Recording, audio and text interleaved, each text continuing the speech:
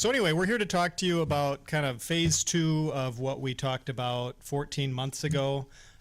So at that time, we showed you some screenshots and presented the concept of what we were going for with our electronic plan review solution. And now it's live. We actually went live on September 17th. The vendor has been really great to work with, and they've made a few adjustments. You go live, and then there's always kind of this period of like, oh, we didn't get that quite right. And so they've been very responsive to make a few adjustments for us that have benefited staff and probably yourselves as well, even if you didn't notice. So I want to describe briefly the history of the Development Center's online presence and how we got to where we are with electronic plan review.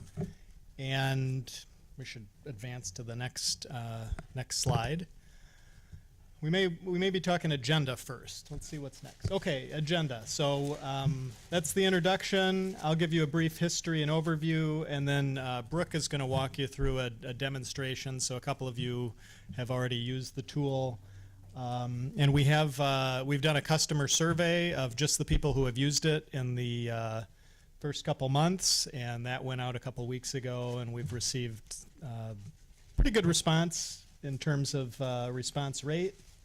And so you'll see the findings of that survey, which we'll refresh at some point. So if you used it in the last couple weeks and you didn't get the survey, you'll get it some other time. And then there'll be time for question and answer. So that's where we're headed in this presentation. So why go electronic? A lot of this is probably intuitive to you or familiar to you, but we think it's more convenient for you. So it's the same way you're obtaining a lot of other services, both personally and professionally. It's what people want to be able to do in terms of, like, we're open 7:30 to 4, but you can, at least provide us with the information that we need related to projects whenever it's convenient for you. It may not be between 7:30 and 4. You have been used to providing us with a couple sets of architectural size drawings, which, when they're just a few page sets, probably not a lot of money, but you've still got to get it to us. And then sometimes they're quite large sets, hundreds of pages, and then there's a substantial cost and some difficulty with something that's bulky that you need to deliver to us. Our plan review comments, at least on the building side, up till now have not been related to an actual plan page or drawing. They've been an outline form. You'd get a numbered list or a bulleted list. Maybe with page references, maybe more generic, hopefully with a code reference. But now, we're tying issues and conditions to particular plan pages, and even where appropriate with, clouds or arrows or whatever to the specific visual on that plan page. And then we also want to provide you with greater transparency to what we're doing. So you can actually see when there's an issue that's been identified by a reviewer, you can log into the portal where you've submitted the application and plans. You can go to that issue, and then you can see exactly what page and potentially where on the page that is. So, we've wanted to deliver all those things. The solution that we identified, we think does all those things. And these stats look backward, but I think they are indicative of the value that we expect we'll be delivering for you going forward. In the last 6 years, we are estimating that you and the people you work for have spent about $300,000 on printing to provide those paper drawings to us. And that's been over the course of almost 9,600 transactions. Thinking of a transaction as each time you give us a plan set or some subset of a plan set. So, these are the things that we're trying to deliver for you, and we think we have been for the last couple months, and we'll continue to do that going forward. Very briefly, in terms of how we've been doing some digital transformation here, It's been about 7 years since we started making permit applications available online. About 5 years since we dramatically expanded that. We've been offering commercial building permit applications, but without plan review, so you had to send us the plans, and online inspection scheduling for an initial trade for a couple years. And we've been continuing to offer more trades for online scheduling.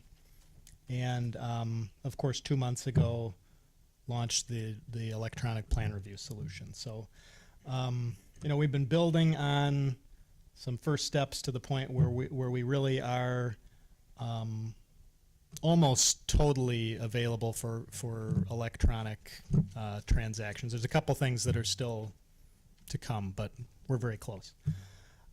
So we've offered a lot of resources. It's taken a lot of time. We have a lot of very low volume services, so it's not like, Amazon or something like that where they set something up and then it's used millions of times. We're setting stuff up and, we're setting up hundreds of different types of transactions, and some of those are only used, 50 times a year. Some of them are used, hundreds of times a year. So, there's a different cost benefit in terms of, how quickly can you do that, and so we've been doing it as we can. The specific solution we chose, just a little bit of background on that. We spent, I think, Bill, a couple years exploring some industry standard solutions, and there was always in what we found a trade-off that was greater than we were willing to accept. So with some solutions, you'd fill out an application in our system, and then you'd get an email from another system, and then you'd have to go create an account in that system, and then you could do all your plan review stuff there, and you'd kind of have to navigate both universes, and so would we, and that was something we wanted to avoid. There also was, in general, a significant limitation in terms of how you would have to submit revisions to us. So, you would give us, let's say, a 30-page plan in a particular order. And with some of those solutions, it would be very critical that forevermore you would always give us those 30 pages in that order, and then anything new tacked on at the end. And then, beyond there, if you went to a third round, all of that would have to be in exactly the same order, and then, you could tack more stuff onto the end. And that seemed like a lot of complexity for you, probably a lot of rework for us in terms of, well, I gave it to you in the order that it would have printed in. Why doesn't that work? So, so there were things like that we encountered that we just weren't willing to accept, and we decided we'd rather, spend another year and a half to pick something and implement it that would avoid some of those limitations. So it's always trade-offs in software, but we think we've minimized the unhelpful trade-offs where, like, we're imposing some kind of requirement on you that isn't really intuitive, or we're having to, fix a lot of stuff. So we came upon this solution through our permitting vendor, worked with them. They were actually just finishing up the development and ability to integrate that product with our software. And so we were actually the first of their customers to go live with the software. So no launch is perfect. And for those of you who have used the software, I'm sure there are suggestions you have for, maybe how it could work a bit better. But in terms of like the launches I've been part of, I consider this to be pretty smooth. Also, Brooke did a great job with the promotional materials in terms of, hopefully those of you who used it didn't encounter it as a surprise. I mean, it's possible, but we tried to do enough advanced messaging for, here's how it's going to work, here's when we're planning to start, here are helpful resources, where we didn't want it to be you encounter a fun surprise from the city, like, oh, now I need to do this totally differently. So Brooke did a great job with the messaging, and now she's going to come up and lead you through a demonstration.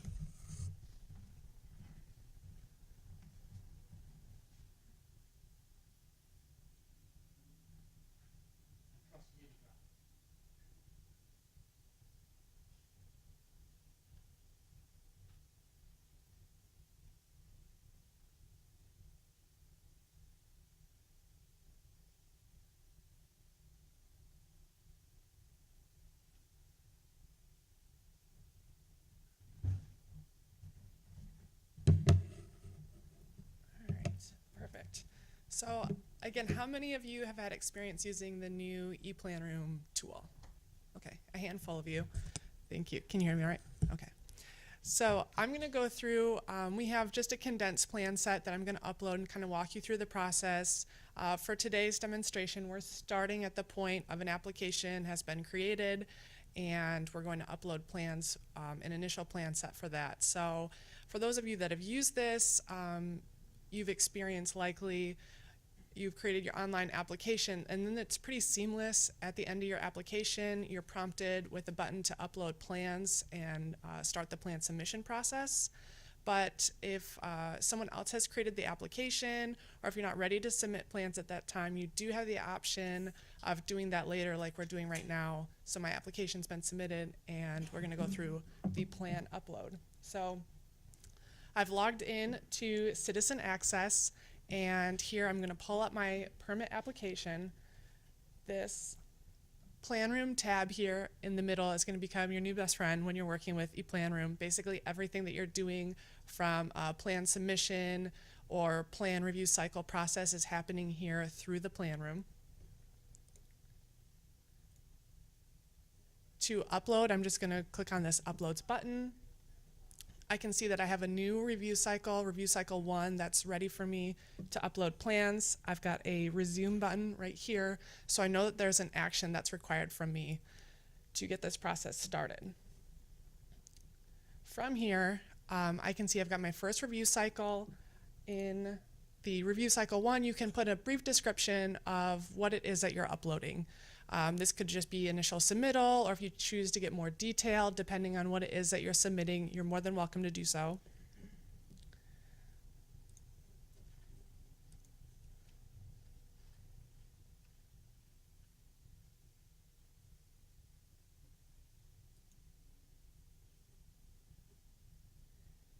And from here, I'm going to upload my files. You've got a couple options here.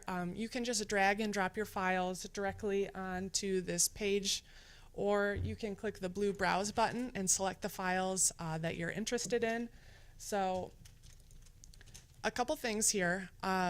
Anything you're uploading to the Planroom has to be a PDF format document. So if you have any photos that you're trying to submit, please save those as a PDF before you submit them, otherwise they're going to be rejected by our system.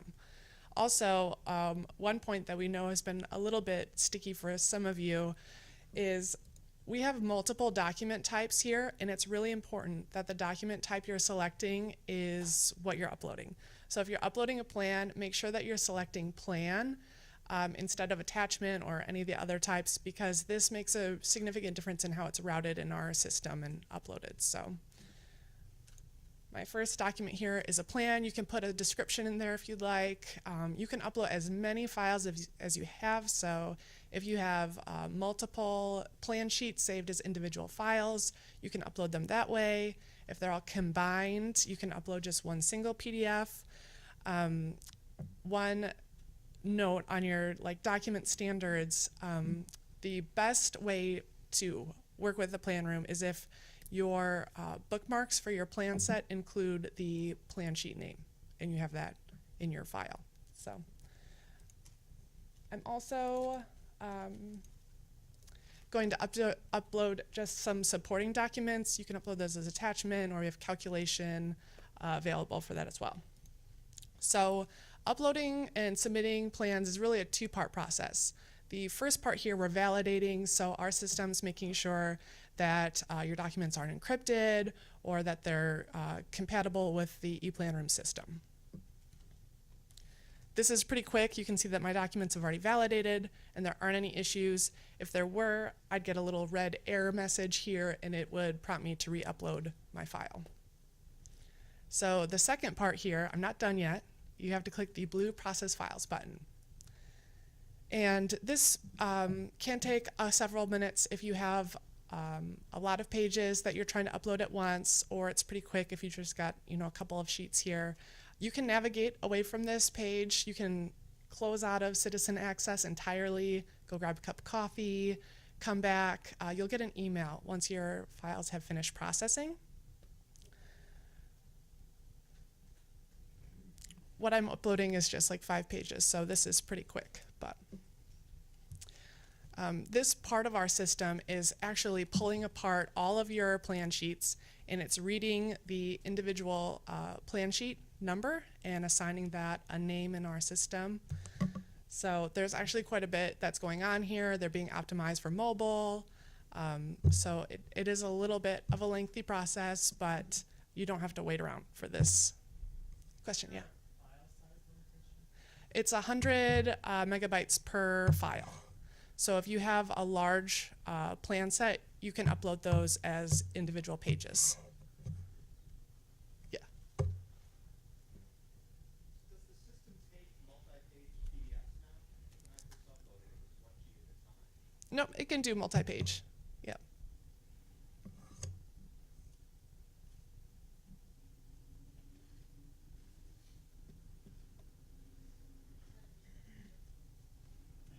Yeah, question? I had an issue with the plan reviewer not being able to see my plan, all the parts of the plan. Okay. I use Adobe Acrobat DC Pro, Mm-hmm. and some of the things that I had downloaded on the sheet weren't showing up to him. And I don't know if there's a software issue from my end or your end. Gotcha. So I think this is with all your PDFs, you want to make sure that they're flattened so that all the layers are grouped together. Because if you have multiple layers, then we can run into issues through our system. So just make sure that any PDFs that you're uploading have been flattened. Yeah, the comments and markups in particular, you want to make sure that all of that's been flattened. So I can see now my files have gone through processing, but I'm not done yet. I still need to verify all of the sheet numbering. So I will continue. And here I can see that the system has pulled in the sheet number from everything that I've uploaded here, and everything looks good. It's really important that your sheet numbering is accurate and also consistent across multiple revisions, because anytime you're uploading a revised sheet, it's being connected to the previous plan, and all of that is done through the sheet number.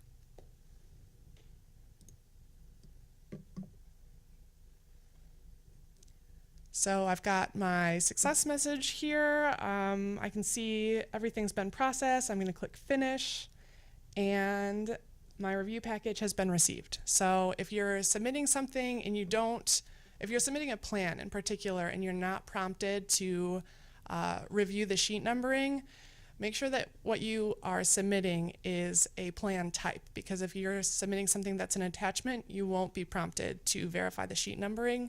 So that's one way to make sure, have I gone awry? If you haven't seen any sheet numbering to verify, then that might be an indicator. And also, if you haven't seen this green, your review package has been received message, then it's not come through fully to us.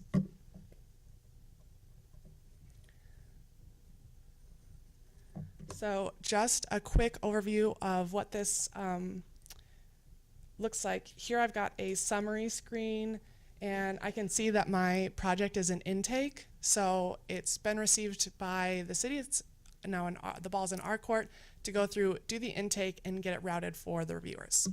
So I'm going to flip over to our internal side, go through the intake, and then route it to a couple of reviewers, and we'll go through and create some issues just so you can see what that looks like with our system and then for you. Yeah. Question on submitting, what happens if you have multiple drawing packages? Like I have an apartment complex where I've got one for the apartment building, I've got another drawing package for the clubhouse, another drawing package is the site civil. Mm-hmm. And so, how can I submit each one of them as separate drawing packages? Well, you could upload all those files at one time, provided that none of those sets share the same sheet number. They all share the same secret. That's what I ran into. Gotcha. Yeah.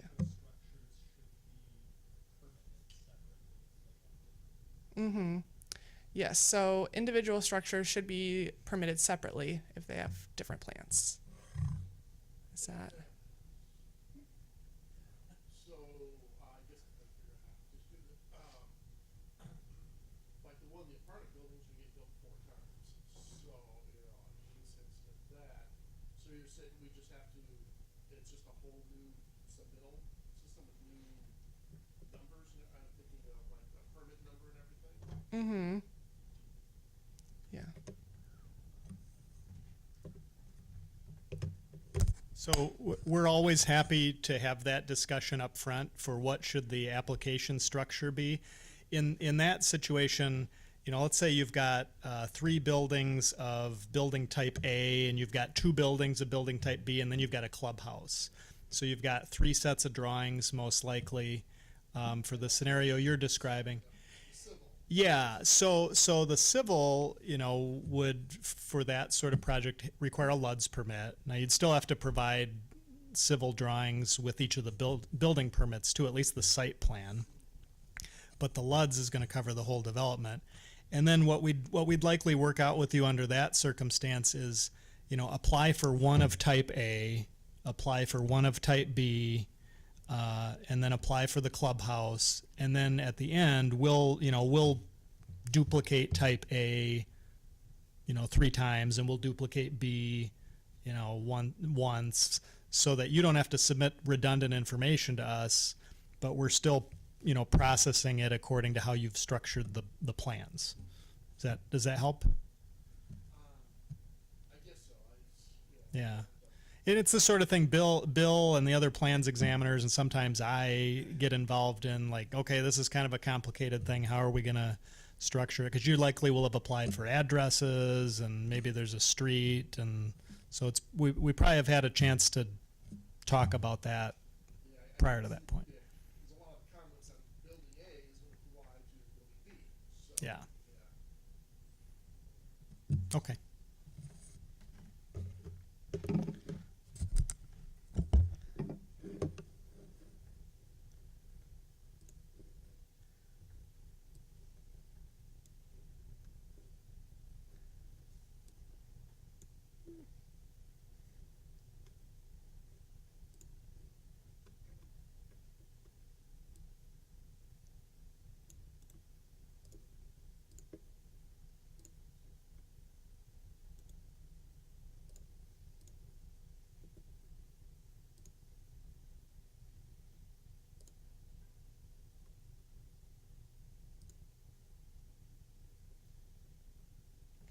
All right, so here I'm just going through and doing intake. This is something that we do on the back end.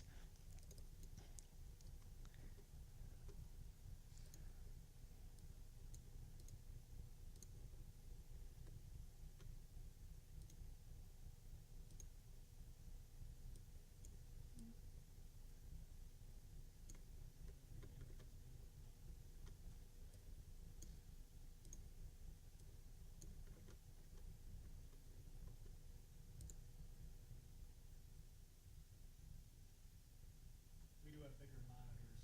We don't have to Yeah. do this much scrolling.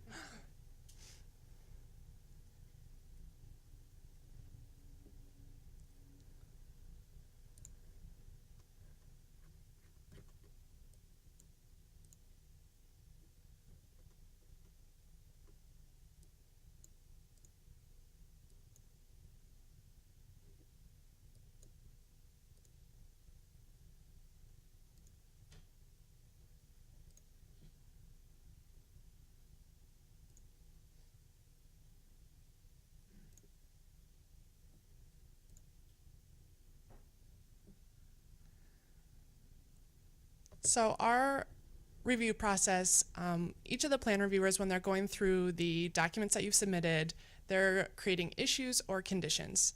Issues are items that need to be addressed and fixed prior to plan approval, and conditions are things that are typically addressed during the inspection process. We're verifying that those items were corrected when the inspectors are out in the field. So issues and conditions can be attached to a particular sheet, and the reviewers can create a markup, put text. They've got a handful of different things that they can do to indicate that there's an issue with a particular item, or they can create a condition. Alternatively, you can have just a general condition for the entire plan set. So here I'm just going to create a couple of issues on one particular plan page just to keep this super simple and keep us moving.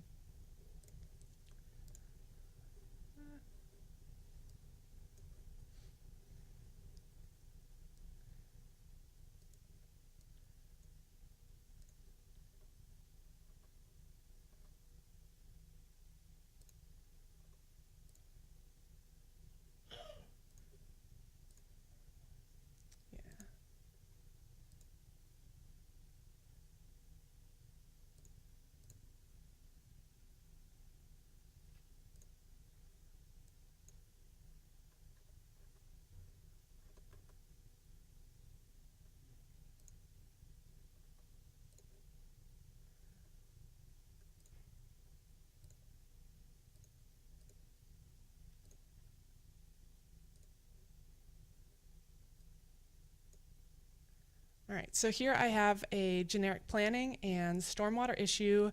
These are in a draft stage. The reviewer can create, as many issues or conditions as they need to during their review, and then once they have completed their review, you have access through citizen access to view any issues or conditions from that reviewer after they're completed with their review.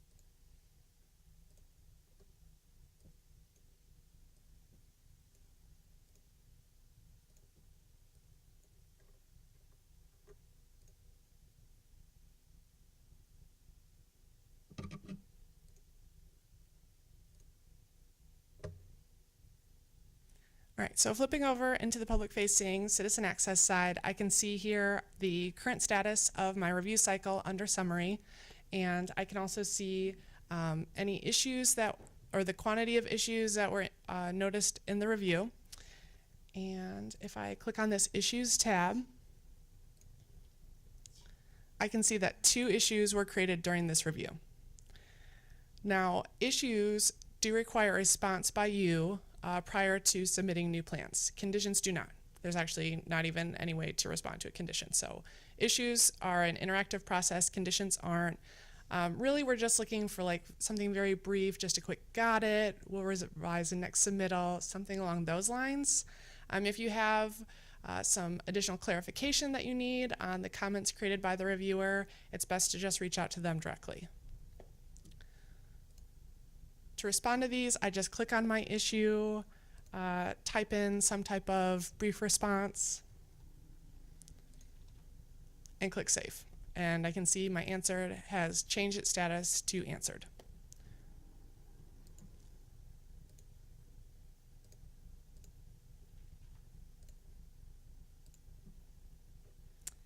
And it's that simple to answer your issues. If they were associated to a plan page, then you'd also see the markup from the reviewer in citizen access. Yep, question? Mm-hmm.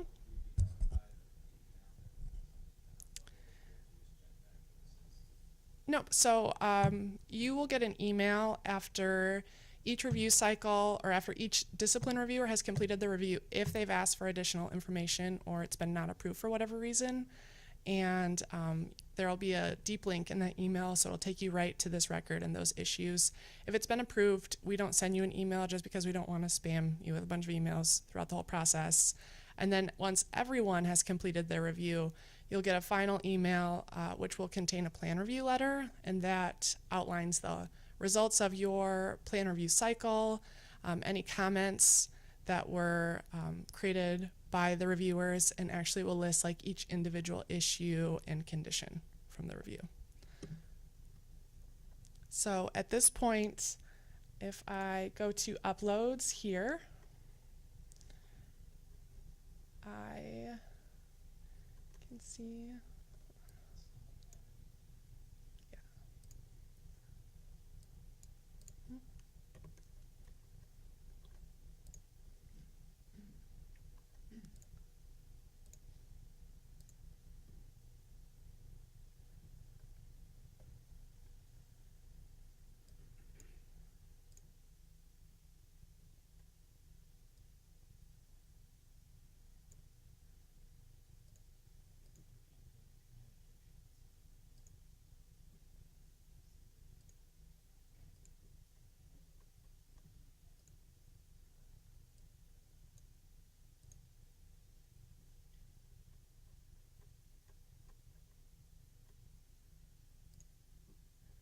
So just as a reference, this is the email that you'd receive once all of the discipline reviews are completed. And you can click any of these view issues or view conditions. It'll take you right into the issues or conditions for that particular record.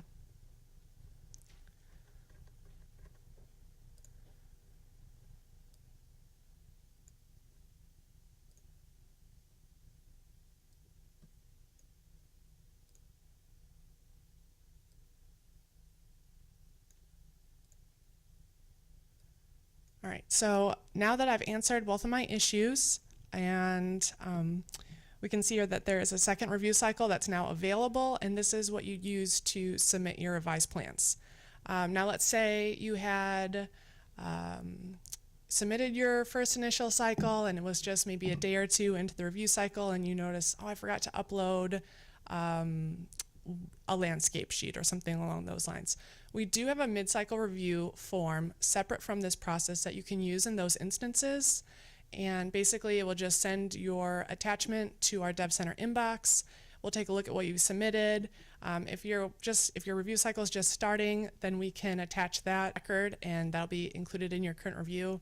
But let's say maybe you're a day from your review cycle being completed, we may ask that you wait and just submit, you know, whatever it is that you're wanting to submit with the rest of your plans for the next review cycle. So that's available on our ePlan Room webpage, and we'll go through that resource and just outline some of the items on that at the end of this.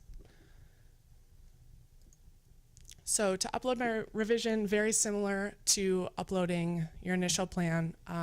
One note, when you're uploading a revision, you only need to upload any sheets containing revisions. We're not asking for the entire plan set again. So this is why it's so important for the sheet numbering to be accurate, because this is where the attachment happens with the versions.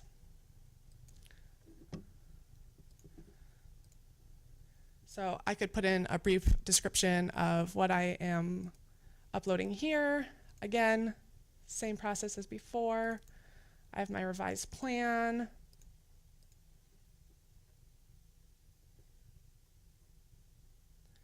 My plan has been validated, so I'm going to click continue, and I'm going to start the processing of my sheets again. Hopefully it'll be a little faster this time because I have less sheets. Are there any questions on, yeah? Does it cause issues if you do upload the whole set and not just a couple of revised plans? No. Yeah. Is there any place where you can get like a list of all the issues and the responses or so? Yes, there is. So when I'm in Citizen Access, if I go to this Issues tab here, I can filter this by status or discipline, or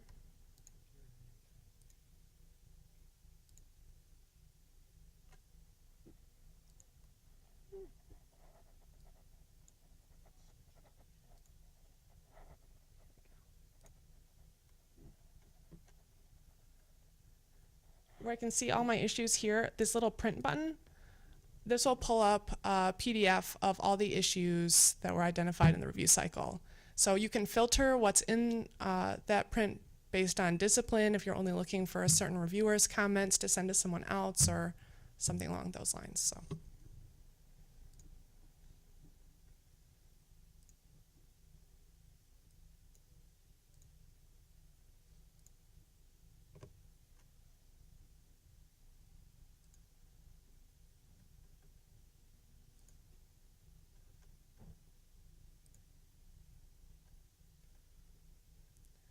All right, so here's my revision. Everything's been processed. My sheet numbers look good. So I'm just going to click continue here. Again, just making sure everything that I've submitted here is correct. At this point, I could always submit additional pages if I realize I forgot something, so that's always an option. This is just kind of a final review before you officially submit your review package. And I can see that my review package has been received. So this is basically customer side, uploading plans, uploading revisions, interacting with issues or conditions. Once your plan set has been approved, it'll appear here as a PDF, and you can download, it'll be stamped, so you can just download the stamped copy right from Citizen Access. Are there any questions on the demo side of things? Yeah. So what happens if, well, after you get the plans approved, and you have other changes down the road, Mm-hmm. do you want the whole set back up there? You're gonna have different revision dates of the plans, and Mm-hmm. your inspector's out in the field, and his plans don't match the contractors, there's Right. issues that come up there, and Mm-hmm. So your once your plan has been approved, there'll always be a review package that's available for you to submit revisions, because we know that after approval, revisions might come through. At that point, you could just submit any of the revised sheets. We wouldn't require you to submit an entire new package, because anything that you're submitting as a revision would be attached to what was previously approved. And then once we go through the review cycle and we have approved, like revision approved, then a new PDF will be created with that incorporates the review or the new sheets.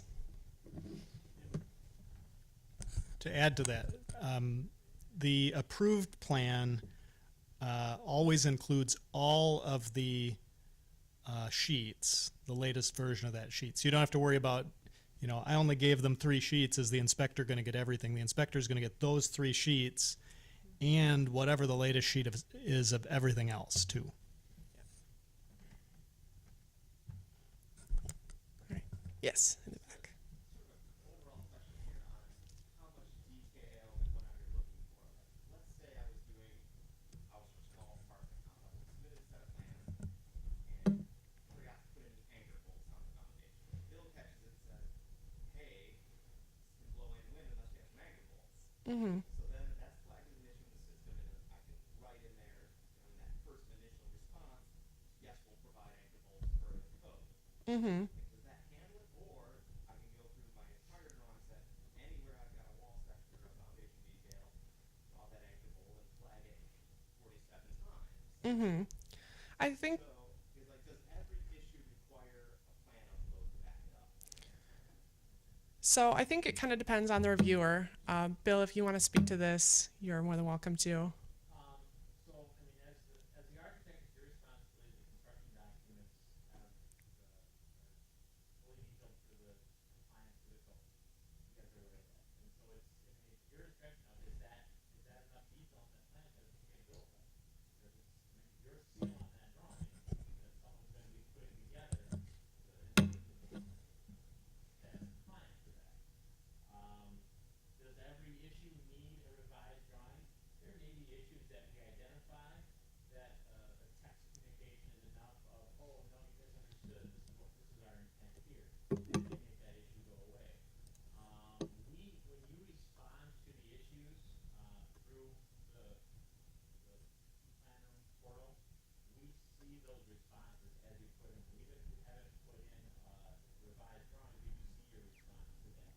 So if it's something like that where you think, I don't really have to revise the drawings for this because this is the actual issue in this, give us a call. You got our numbers, give us a call, send us an email.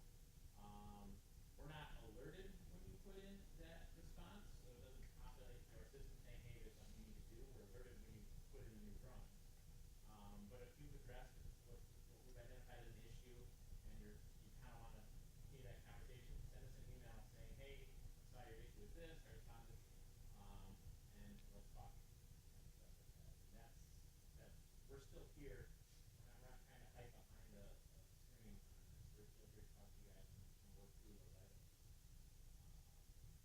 So, I just didn't want to you create need to responses maybe that are onerous to the system here, going, geez, I don't need to see 15 iterations of the same response all over pages.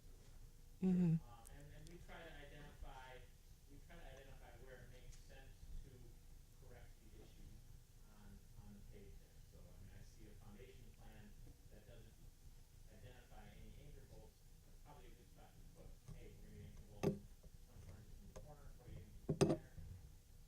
Do you need that on every wall section?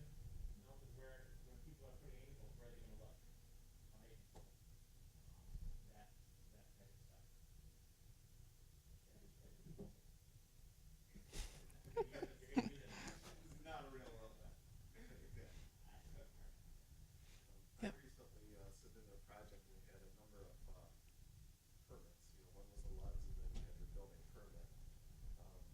guess I inadvertently, when there was an issue with the LUDs, because we weren't far enough along the permitting process to submit the site plan to have all this stuff on it. I forgot to add it to the LUDs separate permit. When they're two separate like that, would that planner see it through the building permit side as well?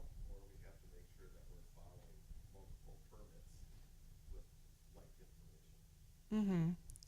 If it's applicable to the building plan and something that needs to be submitted with the building permit, then you would need to submit it with that permit as well. But LUDs So. wouldn't necessarily see what I submitted on the site plan that LUDs had an issue with, so I have to submit a specific one for LUDs as well. Mm-hmm. Okay. Yeah. All right.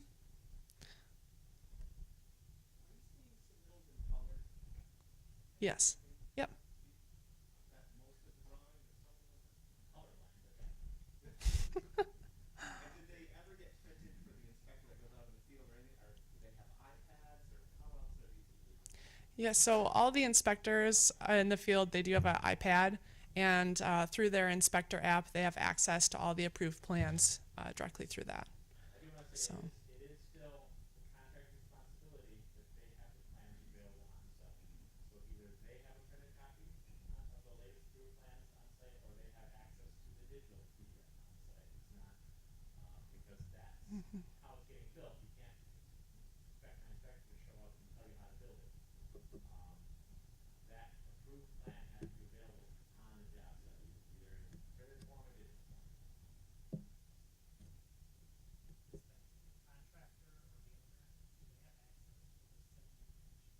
So anyone that you list as a contact when you're filling out that application will have access to this information.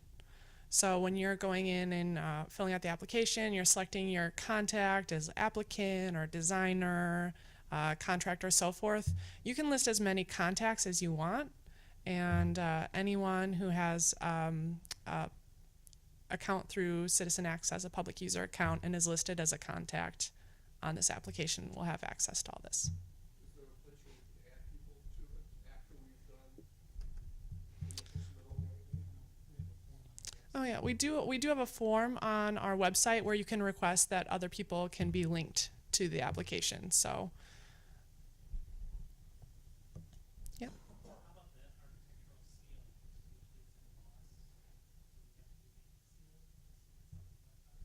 embossed? Yeah, so we do require sealed documents. Bill, you can kind of speak to this. You see this more on the building side. Yeah, you do need an ink seal on the drawing with that, and your signature on it as well. Just a couple of ideas of best practice on that. One we mentioned earlier is make sure that when you do put that on a PDF, it's not so much the layers in the PDF. You can have layers in the PDF. That's not an issue with that. Your typical AutoCAD layers and stuff like that. But when you put your seal in as a comment on the drawing, you have to flatten that then in there. Because otherwise, your seal is sitting out there as an image that anybody can take off that drawing. Our system won't accept it. Our system won't process that through. We won't actually see it. It strips it out.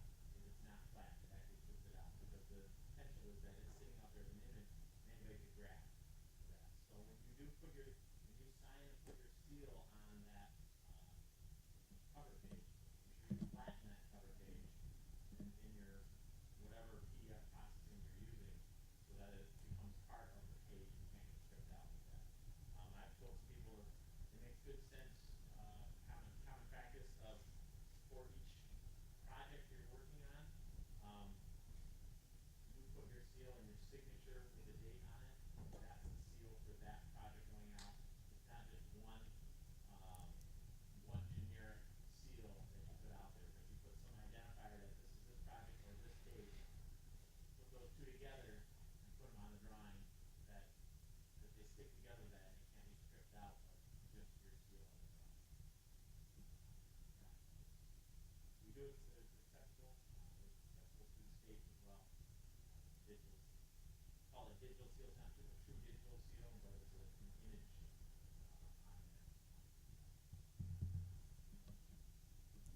there. All right, well, we've got a little bit more to cover, and then we'll do another just general Q&A session at the end. So I want to jump into a little bit about our customer survey responses. We sent that out to anyone who's been using ePlan Room, and I think we've got a really good response rate so far, so we're really pleased with the comments and the response that we've been receiving from our customers. So.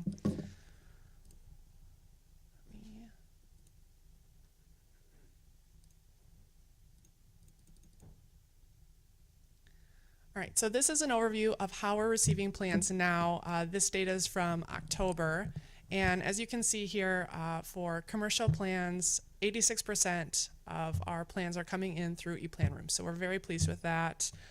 We still do have some paper submittals. Probably a majority of that 5% are projects that were in paper prior to ePlan Room, and that's just how it's being finished up. For residential building, we're seeing a large percentage of those projects actually come through as a counter review. So someone's brought their plans to the counter, it's been reviewed by Michael or Bill, and then their approval is given at the counter. It never even touches our ePlan Room system. So very efficient, and we're pleased to see that number as well, and that our the rest of those submittals for residential are coming through online. So we're excited to see people using the system. And from what we've heard through our survey, a lot of people are very pleased with how things have been going. So this is just a snapshot of what we've seen so far in the responses, but a couple here that I want to cover. 93% of our responses were pleased with the file upload speed and the process overall. 69% have seen time savings using ePlan Room, and of that, 45% are saving more than 30 minutes per application. So we're really pleased with those numbers. We're hopeful that this is a time saving for you. We know it is for us. It helps streamline our process a little bit too. So through that improved transparency on both sides, we're really excited about what ePlan Room is looking like now and where we're going in the future. For those who had used our previous LUD submission process electronically through Citizen Access, everyone has said this is an improvement. So anyways, we're moving up.